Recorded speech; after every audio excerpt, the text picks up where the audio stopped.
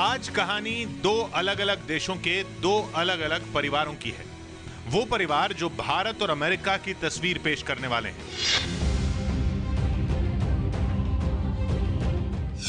पहला, दिल्ली के बगल में यूपी के नोएडा में रहने वाला शर्मा परिवार है।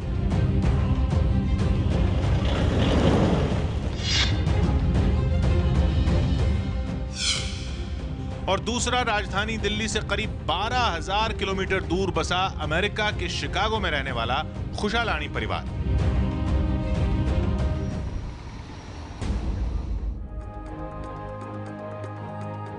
दोनों परिवार भारतीय हैं, लेकिन दोनों की हवा अलग है, खाना अलग है और रहने का तरीका अलग है। इतना कुछ अलग है और इसीलिए दोनों घरों से निकलने वाली कार्बन डाइऑक्साइड की मात्रा भी अलग है। एक के घर में पूरे साल एसी या हीटर चलता है और दूसरे घर में साल के 6 महीने सिर्फ पंखे से काम चलता है। अमेरिका के खुशालानी परिवार में बर्तन भी डिश वॉशर यानी मशीन में धुलते हैं और नोएडा के शर्मा परिवार में बर्तन हाथ से धोए जाते हैं। कुछ इसी तरह हम आपको बताएंगे कि सुबह सोकर उठने से लेकर रात को सोने तक दोनों परिवार जो कुछ करते हैं उससे धरती में कितनी कार्बन डाइऑक्साइड जा रही है। मतलब मिसाल के तौर पर भारत का एक परिवार और अमेरिका का एक परिवार धरती को कितना गर्म कर रहा है। दरअसल वायुमंडल में जितनी ज्यादा कार्बन डाइऑक्साइड जा रही है, धरती उतनी ही गर्म हो रही है।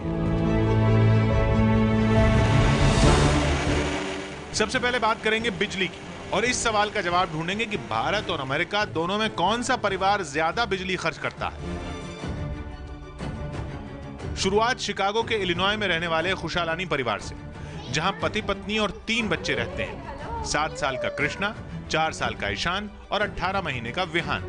कृष्णा और ईशान स्कूल जाते हैं और सुबह उठते ही खुशालानी परिवार के इस घर से कार्बन डाइऑक्साइड निकलनी शुरू हो जाती है। यहाँ ठंड का आलम कुछ ऐसा होता है कि तापमान 0 से लेकर -15 तक चला जाता है।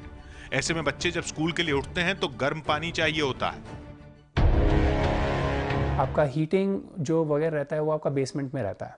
अब सेकंड फ्लोर तक जब तक पानी आए, राइट, वो कम से कम आपके 3 मिनट तो आप ऐसे ही खड़े हो, बिकॉज पानी इतना ठंडा रहता है। अगर आप सोचिए बाहर एकदम -20 -30 डिग्री सेल्सियस हो तो ऊपर आते आते उसको गर्म होते होते ही आपको 3 मिनट तो आपको ऐसे ही देखना है कि भाई आपका पानी वेस्ट हो रहा है। आप शावर में जा भी नहीं सकते बिकॉज पानी इतना ठंडा है। बेइंतहा साधन है तो इस्तेमाल क्यों ना किया जाए, ये मानसिकता अमेरिका में आम है।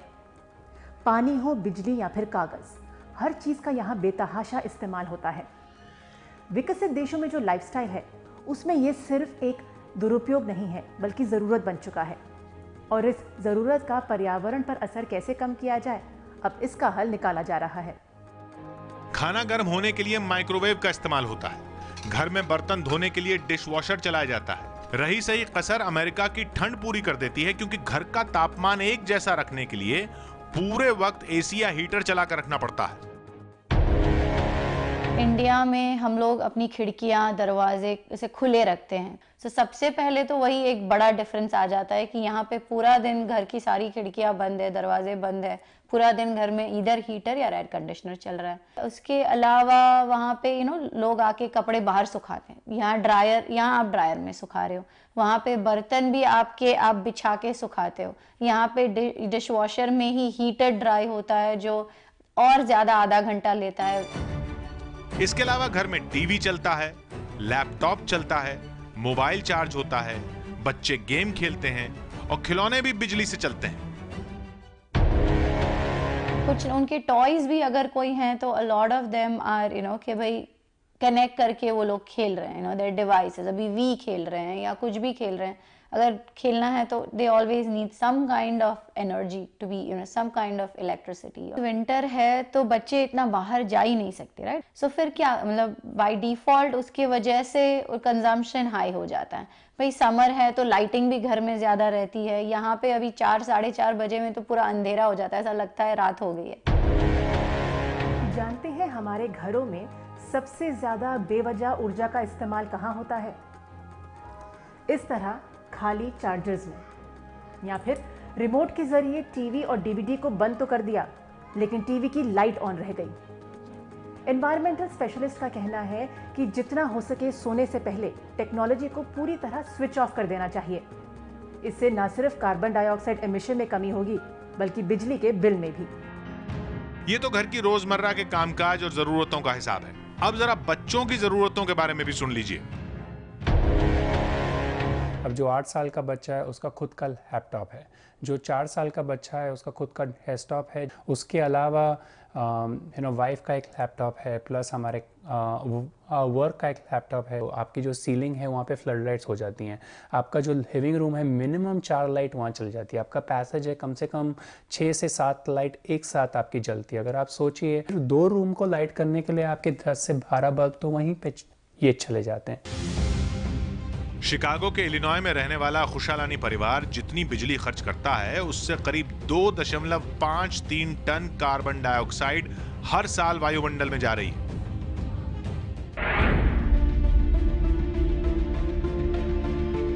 अब जरा नोएडा के शर्मा परिवार में खर्च होने वाली बिजली का हिसाब किताब भी जान लीजिए।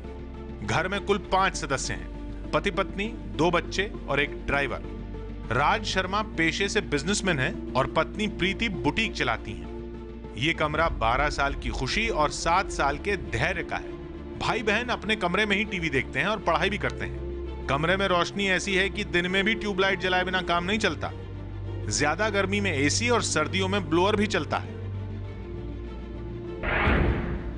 कभी कभी बाहर देख लेता हूँ लेकिन खुशी देखने नहीं देती है, और अगर बाहर नहीं देख पाता लेट जाते हैं यहाँ पे। सिर्फ हम अपने रूम में ही रहते हैं क्योंकि सबको अलग अलग टीवी में प्रोग्राम देखना होता है, तो हम लोग कार्टून देखते हैं तो हम अपने रूम में ही पढ़ते हैं और टीवी देखते हैं।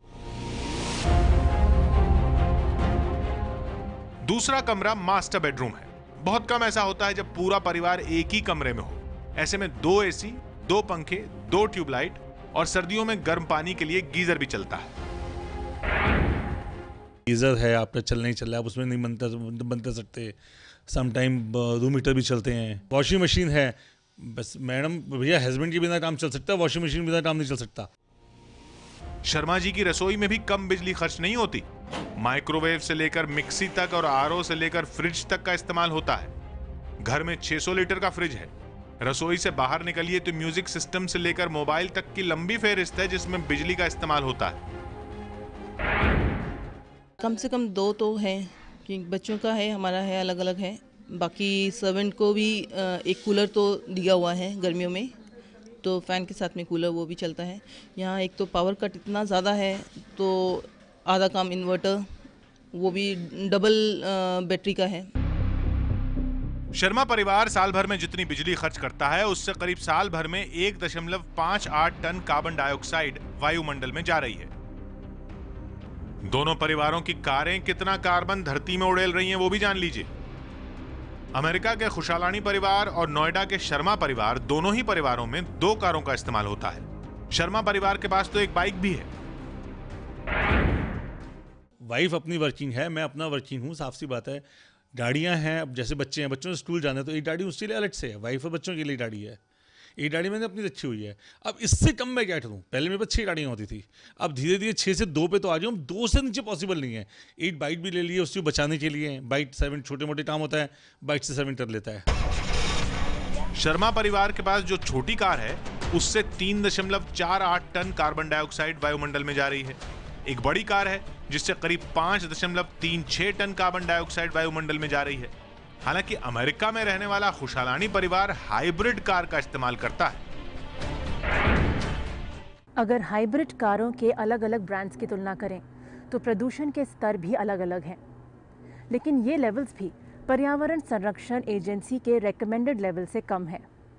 और अगर आम गैस या डीजल पर चलने वाली गाड़ियों से तुलना करें तो हाइब्रिड कारें पर्यावरण के प्रदूषण को 25 से 90% तक कम कर सकती हैं। बड़ी अच्छी सी फीलिंग आती है कि भाई आपने 500 माइल चला लिया और आपको सिर्फ 10 गैलन ही डालना पड़ा, और दूसरी कार में कम से कम 20 से 25 गैलन हर बार अगर उतना ही आपको जाना है, तो it is definitely a good feeling. और एक तरह से एक वो रिस्पॉन्सिबिलिटी भी रहती है कि भाई आपने कुछ अच्छा किया, आपने कुछ बचाया नेचर के लिए। So it feels very good. Khushalani परिवार की हाइब्रिड कार हर साल 1.72 टन कार्बन डाइऑक्साइड निकाल रही है, जबकि उनकी दूसरी कार 7.15 टन कार्बन डाइऑक्साइड वायुमंडल में उड़ेल रही है। भारत में ताजा खाना ज्यादा खाया जाता है, लेकिन अमेरिका में पैकेज्ड फूड का चलन ज्यादा है, इसलिए पैकेज्ड फूड की वजह से भी कार्बन डाइऑक्साइड वायुमंडल में जाती है। लेकिन इसके बावजूद खाने के मामले में अमेरिका का परिवार 1.16 टन कार्बन डाइऑक्साइड निकालता है, जबकि भारत का शर्मा परिवार 1.56 टन कार्बन डाइऑक्साइड। बिजली से लेकर कार तक और पैकेज्ड फूड से लेकर हवाई सफर तक सब कुछ जोड़कर अगर अमेरिका और भारत के इन दोनों परिवारों की कार्बन डाइऑक्साइड का हिसाब लगाया जाए तो नोएडा का रहने वाला 5 लोगों का शर्मा परिवार हर साल करीब 7 से 8.5 टन कार्बन डाइऑक्साइड को वायुमंडल में भेज रहा है, जबकि अमेरिका में रहने वाला 5 लोगों का खुशालानी परिवार करीब 3 गुना ज्यादा 21.96 टन कार्बन डाइऑक्साइड वायुमंडल में भेज रहा है।